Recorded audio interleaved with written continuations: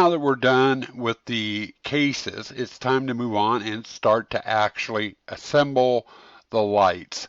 We're going to start off with inserting the LEDs into the wafers. That's going to be our first step.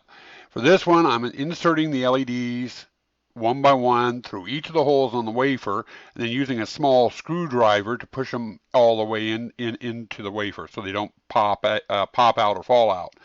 Also, to help secure them into the wafer, I am also adding a little dab of hot glue back to the back of each light. That kind of helps lock them in so they don't fall out. Once all the wafers are completed, all the LED lights are installed in the wafers, we're going to be testing the lights. Pushing them into the wafers wiggles them around a bit, and then using the screwdriver to push on the back of the LEDs and all could cause some damage. So I need to go, after I finish each one, I always go through and test it. Make sure all the lights are working and everything's okay. Once all the LEDs have been tested, it's time to move on to the next stage, which is getting all the LEDs on a wafer connected together. For this, we're going to use some nippers and go through and shorten the leads a little bit, especially where the resistors are, because they are a lot longer than the other side. So we're going to nip those back a little bit. Then I'm going to use a pair of needle nose pliers, and we're going to fold a hook over on each of the leads for each of the clips of LEDs. Once that's done, I'm taking some 16 gauge ground wire. This is that copper wire that you see on electrical systems. It doesn't have any housing on it, just bare copper wire. You can get it by the foot down at Home Depot. I'm inserting that into each of the hooks and pinching the hooks down over it. That will connect all the wires together.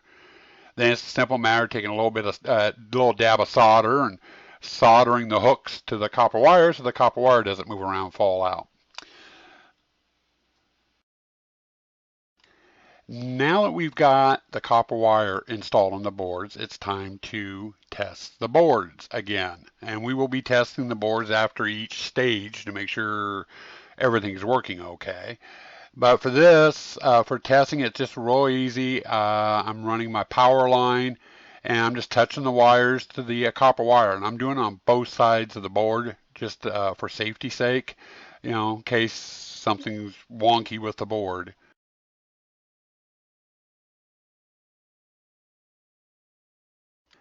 Next stage in the game is attaching some wire leads to the wafers. These wires will be running from the wafer to the push button jacks located on the outside of the box so the LEDs can get power. Without them, the LEDs don't come on, unfortunately. It's a real simple process. I've bared about 1 inch of wire on the leads, and I'll be wrapping that around the copper wire attached to the boards and then securing them with some solder.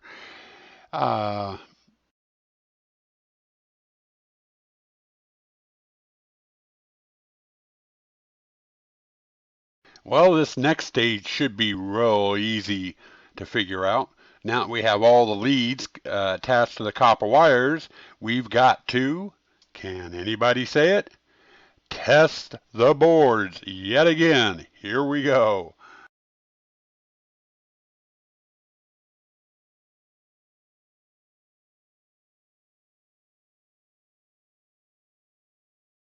Okay, now we got done testing the boards yet again.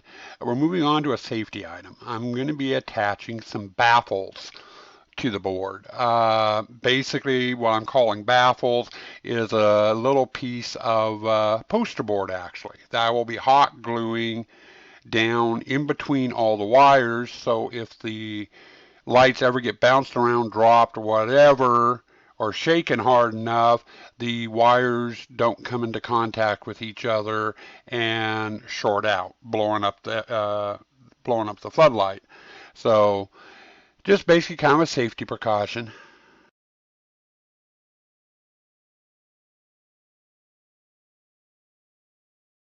Well, I've come to a crossroads. As you can see, I've got a big pile of the LEDs. There's 100 red and 100 blue sitting right there. That's two of the colors. I still have two more, green and a mystery color I'm not going to mention, that need to get put to that stage. Problem is I'm running out of room on my table with all the supplies and everything. So I'm going to take a break from doing those or getting the LEDs to that stage, and we're going to start assembling those into their boxes, which means I'll be able to store them off to the side, and I can get the others done. Okay, after all the wafers have been totally assembled, it's time to start inserting the wafers into their boxes. And this is a fun one to do. You gotta have sharp eyes for it. Basically, we're taking the wafers and we're slipping the wires through the holes in the box prior to seating the wafer in the box. Trying to get all four wires through their respective holes is the fun part, because when you get the first two going easy, the second two is a little bit more work because you don't have much room to work, especially if you got big hands and big fingers like I do. Once the wiring is through the all four holes on the box, we're going to take some hot glue and put a ring of that in right around where the wafer board is going to be seated, and then we'll just simply push the wafer board gently down into the box so it hits the hot glue and those little ledges that we put in with the drum sander out in the shop.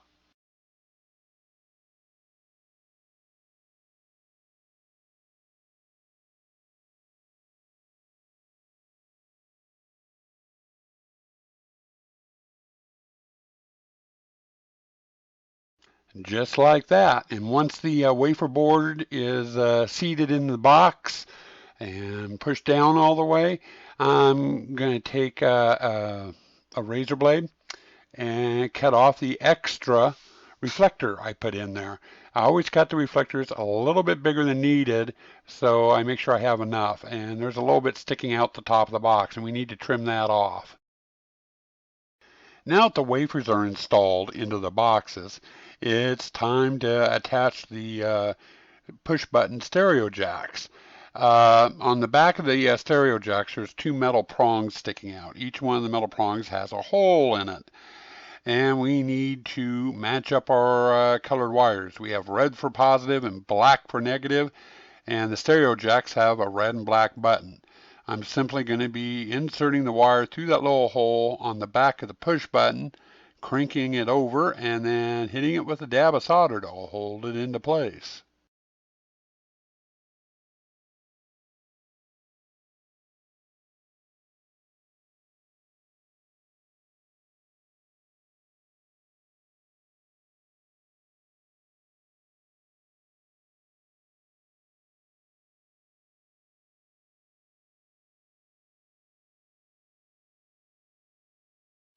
Now that that stage is done, it's time to actually get the clear plexiglass lenses, which I cut out earlier in the vlog, as well as the push buttons attached to the boxes. For this, we're going to use some clear silicone made for fish tanks. Uh, this is the caulking that they use to actually hold the glass panels of the fish tank together, and is waterproof.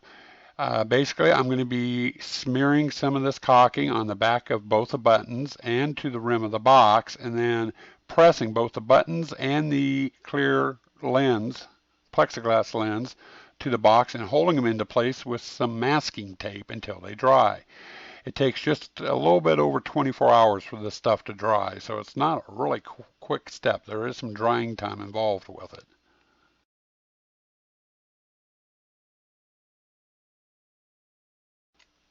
Before I attach the clear plexiglass to the floodlight, I want to check the reflector. Make sure there's no lint or hair or fingerprints or anything on it.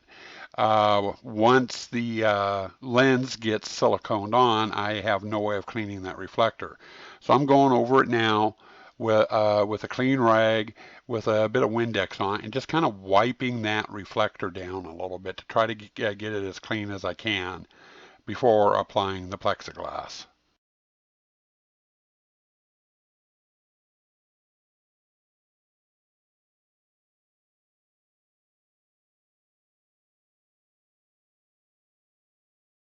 Okay, it's time to get these things prepped so we can get their final painting done and the and clear coating done on that. Before we can do that, we need to do a little bit of cleanup. When I cut out the clear plexiglass that go over the top of these light boxes, they were slightly oversized. Now that they've been glued to the boxes, it's time to go through and slowly go over all four sides and sand down or trim down the plexiglass. That way the plexiglass in the boxes line up correctly.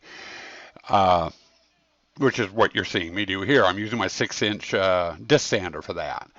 Once we get them all sanded, I'm going to take a little scraper and I'm going to go over the surfaces, the surface of the plexiglass to clean up any slop and what have you that may result from the sanding.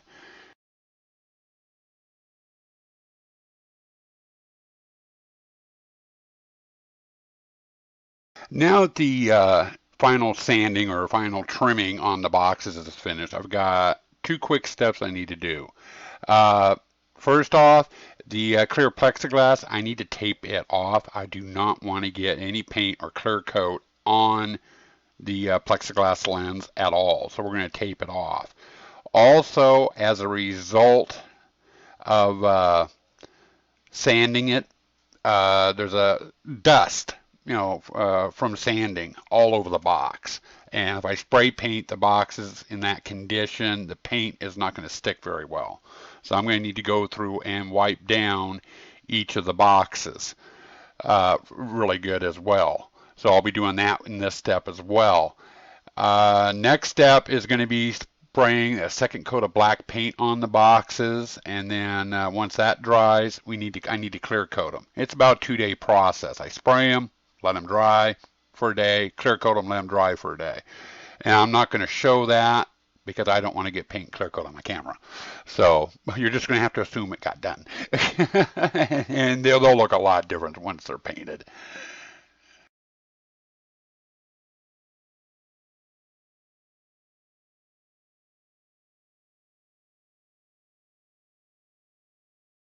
Okay, now that we've got the second coat of black on the floodlights, I need to mark them so I know what color they are.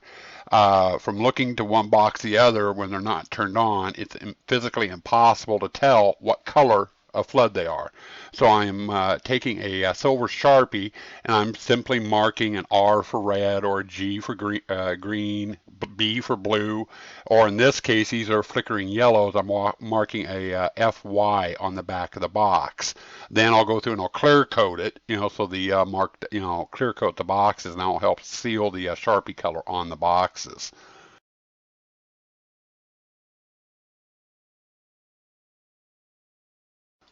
Now that we're done with the painting, we can go back through and start peeling off all the masking tape. We've got masking tape over the buttons where we make our wire connections for the boxes.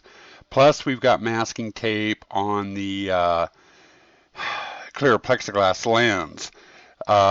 Getting the tape off the buttons is fairly easy to do, as you're seeing here. The the tape can be difficult to get off the plexiglass sometimes, and this one's giving me some problems. You gotta curl up the edge just enough to get a finger underneath of it to pull it off.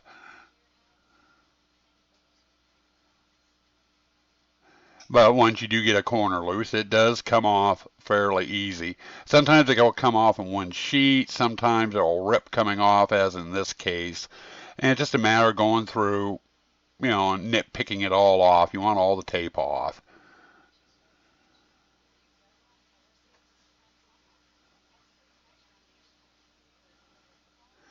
Once we get all the tape off, I'm going to take a scraper to the plexiglass. It never fails to amaze me, how well I put the tape on the plexiglass. It always seems like when you're painting, there's always a little bit of paint that seeps in underneath the tape. So you need to kind of go through and scrape it off because it looks horrid. I'm also going around the edge of the box with the scraper too to get rid of any paint, excess paint, from drips and runs and stuff. And then I'm going back over where I just cleaned it out, cleaned it up, so it matches the rest of the box with some clear coat that's been tinted with some black paint. And then it's just a matter of taking a wet rag and going over the face of the plexiglass to clean it up, and it is done. Well, we're finally to the end of it. This is the very last step in the whole process. I need to hook the floodlights up to power and double check, make sure everything's working and everything, and nothing was damaged, through the process of making them. So I'm going to be hooking power up to each light twice. I'm going to connect the power up to one side of the box, see if they come on, and then hook it up again on the other side of the box, make sure they come on. Then it's just a simple matter of wrapping them and then marking the wrapper after I get it on the box with what color of floodlight it is, and then putting it in the box. And the floodlights are pretty much finished.